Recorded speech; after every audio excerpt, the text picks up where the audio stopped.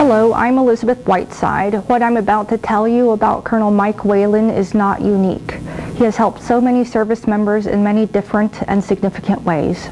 In 2006, I received orders to go to Iraq, where I was the officer in charge of a ground ambulance detachment at Camp Cropper Prison near Baghdad International Airport. I will not go into much detail about my experiences in Iraq, nor the circumstances which led to my suicide attempt, other than to say that an Army nurse was in the room with me when I discharged my weapon into the ceiling and then into myself. 10 days later, I woke up in the ICU at Walter Reed Medical Center. There, a psychiatrist diagnosed me with depression.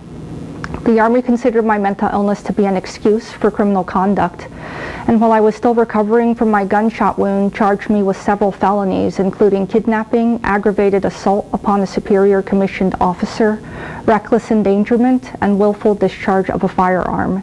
If convicted, I was facing the possibility of life in prison. My father, Tom, relentlessly advocated for me to my chain of command and to members of Congress during this difficult time. I received that phone call that every parent dreads when the phone rang, and this guy told me that my daughter had been injured in Iraq. I don't remember much of anything that happened after that. Several members of the media started helping, including Dana Priest of the Washington Post and Katie Couric, then at CBS News. CBS News broke the story last November about an epidemic of suicide among military veterans. Tonight, new figures illustrate how serious the suicide problem has become for those still serving in the Army. It's part of a report that will appear in tomorrow's Washington Post. And as David Martin tells us, it includes one soldier's harrowing story and her struggle to get help. Lieutenant Elizabeth Whiteside was admitted to the psychiatric lockdown ward at Walter Reed Army Medical Center today after trying to kill herself earlier this week. She took 2 weeks worth of medications, 4 different medications, and she took them all at once. Her father, Tom Whiteside, holds a note she left, reading in part, "I'm very disappointed with the Army." He says it was brought on by the stress of waiting to find out if she would be court-martialed for an earlier attempt to kill herself. It became so distressing to my daughter that it just drove her over the edge, and she attempted to take her own life. Her commander said in the charges that he brought, "I realize that people have said you were mentally ill, but this is an excuse for your actions." Despite their efforts, the Army was determined to go to court-martial.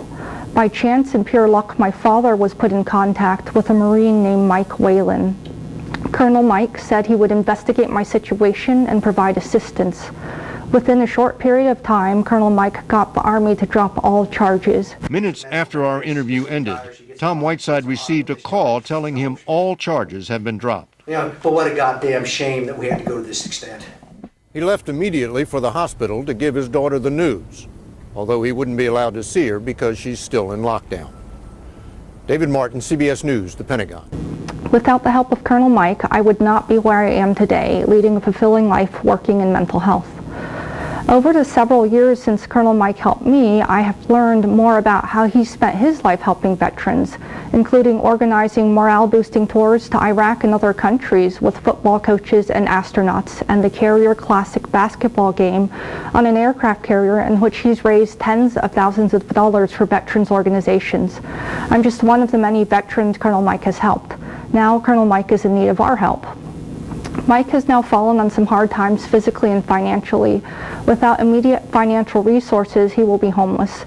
Please join my dad Tom and I in helping Colonel Mike by donating to the GoFundMe account set up for him so that he can continue to help veterans and their families. I'd like to ask your help to help me help my daughter pay Mike Whalen back for what he did for us.